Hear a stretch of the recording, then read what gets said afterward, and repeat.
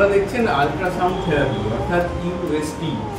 Sound যখন তার কম্পাঙ্ক অনেক বেড়ে যায়, হ্যাঁ, আল্ট্রাসাউন্ড হয়ে যায় 20,000-এর ওপরে, তখন সেটা আমরা থেরাপিউটিক ব্যবহার করতে পারি অর্থাৎ ট্রিটমেন্ট পারপাস। কী কী কাজে লাগে? Muscle spasm, muscle spasm, inflammation এবং ক্রনিক কন্ডিশন, এই সমস্ত জায়গায় যদি আমরা আল্ট্রাসাউন্ড দিই তবে তার থেরাপিউটিক ইউজ আমরা পেতে পারি।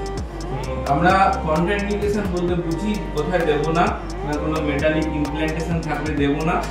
এছাড়া skin condition, ulcer, open wound এগুলো থাকলে দেওয়া যাবে না। আপনারা দেখছেন এই পেশেন্টের একটা লো ব্যাক পেনের হিস্ট্রি আছে with associated with muscle spasm. তার জন্যে আমাদের আল্ট্রাসাউন্ডটা দেওয়া হচ্ছে সার্কুলার মোশনে। খেয়াল রাখতে হবে যেন কোনো বনি প্রমিনেন্সের ওপরে আল্ট্রাসাউন্ডটা না পড়ে এবং পুরোপুরি মাসেলের উপর যায়, এবং আস্তে আস্তে এক জায়গায় যাতে কনসেন্ট্রেট না হয় সেজন্য আমাকে মুভ করতে হবে নির্দিষ্ট প্যাটার্নে। এইভাবে আমরা আল্ট্রাসাউন্ড দেওয়ার পরে আমরা মেশিনটাকে অফ করে স্কিন পরিষ্কার করে হেড পরিষ্কার করে আবার